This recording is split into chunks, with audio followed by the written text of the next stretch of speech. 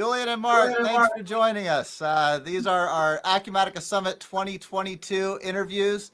Now, everyone so far has been at the summit. This one I'm making an exception for. So, Julian, I'll let you explain why. And actually, maybe before you do that, you can tell us who you are, who you work for, what you do, and then tell us why you're not at Summit this year. Yeah, you got it, man. I'm president, CEO of Dynexus Recruiting. Working in Acumatica and generally in the mid-market ERP space, providing awesome workforce talent for companies that need it. And in terms of why not Acumatica, so it was a very tough decision, but about a week and a half ago, watching everything in the world rising in terms of COVID and all of that stuff, I just had to make a really hard decision, which was I was very much looking forward to going and bringing my team. But unfortunately, we just had to sit this one out. Yeah, and you're not the only one who I've heard that story from. Seems like that was not uncommon. So yeah, you're not an anomaly there. And glad you at least get to jump on this and tell us about what you got going on. We got Mark here as well. So Mark, I'll let you introduce yourself. My name is Mark Durfor, and I am an operational manager, senior recruiter, marketing manager for Dynexus Group. So I'm kind of a jack of all trades. Excellent. A mark of all trades. There you go. So, Julian, even though you didn't make it to Summit, you did have something that you wanted to announce at Summit. So maybe I saw your email that went out, but maybe we could use this little interview as an opportunity to talk about what you got going on. Absolutely. So from 2018 on, Dynexus has taken on the responsibility of creating a salary guide, a mid-market ERP salary guide for the Acumatica community, but also for the community at large. And this year, as of Sunday night, we officially released the 2022 Mid-Market ERP Salary Guide, which is definitely the most beautiful thing that has ever come out of this company. Largely spearheaded by the work of Mark Durfor and our new marketing coordinator, Sierra McCoy. So I'm very proud of it, and it's very useful information. And we just released it especially for Acumatica's Summit. So what is it? Is it a PDF file? Like what's the physical representation of this thing? Mark, why don't you tell about it? Give us the guts of it. It is a PDF file. And like Julian alluded to, this is something that we've been doing for quite a few years now. People are always looking forward to our input. It covers things from what happened in the last year and what do we expect from next year and what are we expecting as far as the average salaries for several ERP positions in the industry. And this year, it just is leaps and bounds above everything else that we've ever done. There is much more relatable content in there. The layout is beautiful. It is a PDF download that is completely free through our website, dynexusgroup.com. And I will put the link. I'm not sophisticated enough to put it out on both YouTube and LinkedIn through this tool, but I will add a comment to both of these live broadcasts on YouTube and LinkedIn with a link to that salary guide that you guys sent out. So it's a PDF file. Give us an idea of size and content. What do we get when we go there? Give me some bait to go click on that and download it. Well, so let me at least do some of this, Mark. So it's about an 8-page PDF document, and it starts out with what has happened, and then it's to where are we now, and then it's to about what is going on in the coming year and in the coming years. And it is so poignant because since 2006, when I started recruiting, this market is different in vast quantities, different than any other market that I have worked in my career as a recruiting leader and as a recruiter. What is happening, the confluence of COVID and the Great Recession and rising prices and the move to cloud by the whole world due to many factors, including supply chain disruption, has created this kind of perfect storm that has made the act of hiring a very different animal than it has ever been before, and the act of getting a job a very different thing than it has ever been before. And I find in our active searches over this past year, it has become increasingly important to help hirers come to current speed in terms of how to effectively engage in the act of hiring and not only hiring, but retaining on the long term their best employees. You don't hire, most people in our industry, they don't hire many people every month. Some people haven't hired since last year or the year before. And we're really helping them to understand, here's the things that people that are looking for jobs are looking for that are more important now than they ever were in the past. And your people who you want to keep, here's what they're looking for, and here's what they're valuing. And here's how it's different from what they valued for decades in the past. So it's a very poignant piece of information that can help them to sit down within one 10-minute, 15-minute read. They can really get a solid sense on what is going on in terms of how you're supposed to hire people. And not only that, but it provides salary information, not only for full-time permanent people at junior, mid, and senior level of experience, but it also provides contract, what you can expect to pay someone who's an independent contractor. So it's kind of a one-stop shop for if you are looking to bring on workforce and you're in the mid-market ERP space, whether you're hiring a consultant or a sales or a developer or a pre-sales or a whatever, you should be able to look at this and get some very important information on helping you to do that better. Interesting. So I would think that the current market, a lot of people are looking for workers. That should be good news for you. What about ERP professionals like me? Are salaries in general going up, flat, going down? Give us the big takeaway. Sure. Mark, what do you think? They are still going up. They are, this for years now has been a position that has been in high demand with a not huge reservoir of workers available to fill those roles. We're seeing more of a balance. The pandemic definitely created a more urgent need for these positions to be filled. Now we're coming to a point where everybody's on the same page. Even in a post-pandemic world, these positions are going to remain in place and continue to be needed. And there are more and more professionals available to fill these roles.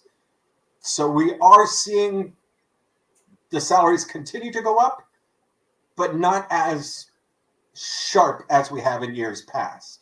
Okay. And an interesting thing, Tim, that to bring into mind also is that people who are currently out on the job market, or people who are hiring currently right now, I think it's very important to note that the way that people have hired in the past is vastly different. And the biggest thing that is different, when we started working with Acumatica in 2018, we decided we would follow the no poach policy, and we follow it to the T. We do not actively recruit people from one partner in the Acumatica space to put them with another partner. And it's something that when I'm on sales calls, I would bet you close to half of the calls that I'm on, I don't win business. And some other recruiter does.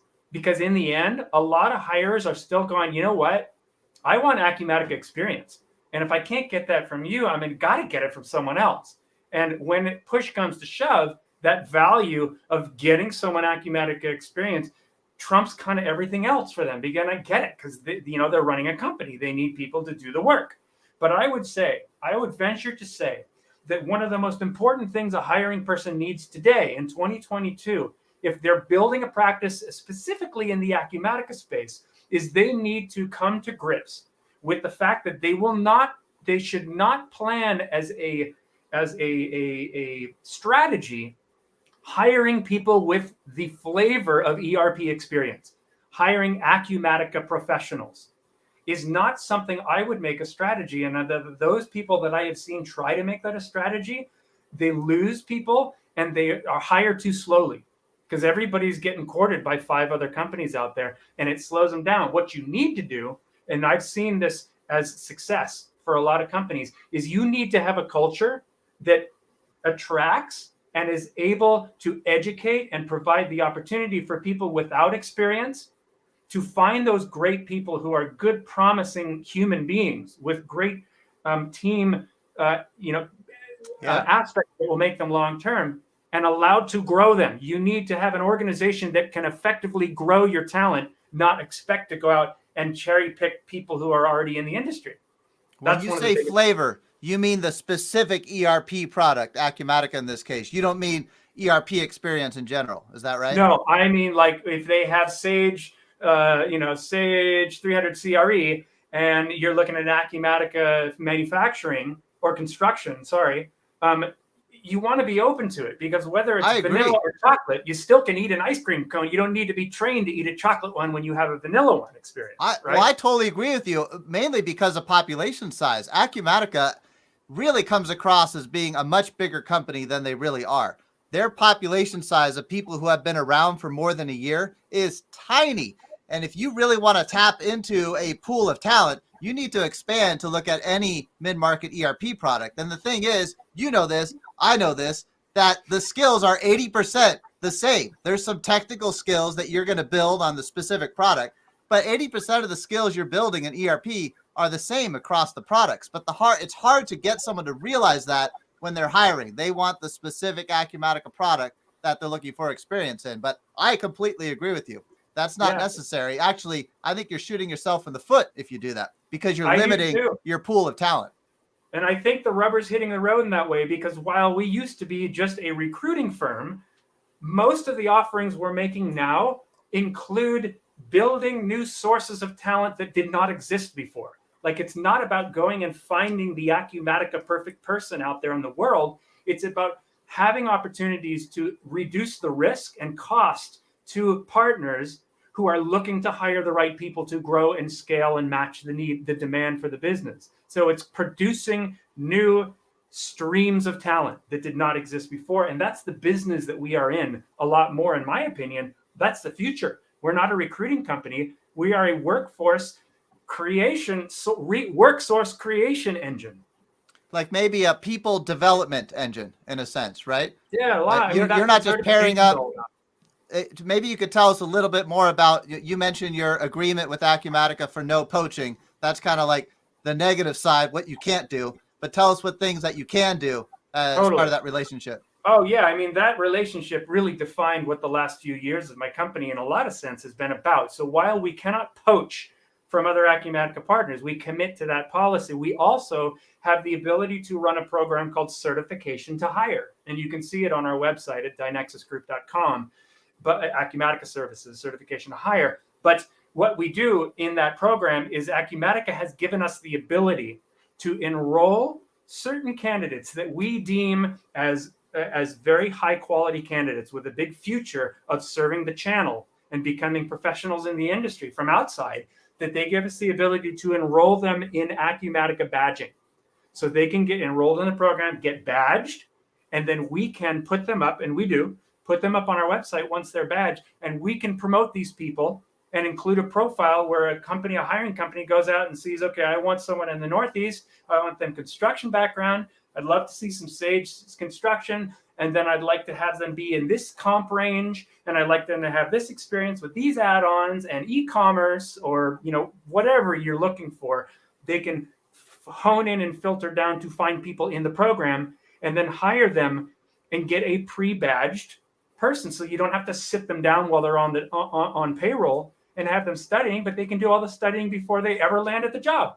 And that's Certification to Hire. We're also doing another thing called proactive sourcing, which is in another way, it's a steady stream of interested, qualified candidates who are not from in the industry, but from outside, we are amassing and gathering, and we are guaranteeing a certain amount per month of interested, qualified candidates to any hirer that's out there on a low-cost subscription basis, where they pay a very low-cost monthly fee, and then they also pay a fraction of a hiring fee, not anything near what the industry is, and even a lot less than we charge for a typical recruitment effort.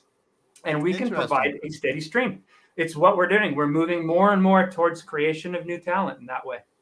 I can hear the engine philosophy in both of those, that you're thinking like an engine. I like that. And in a way, to your point earlier, things that people haven't typically done before as a recruiter.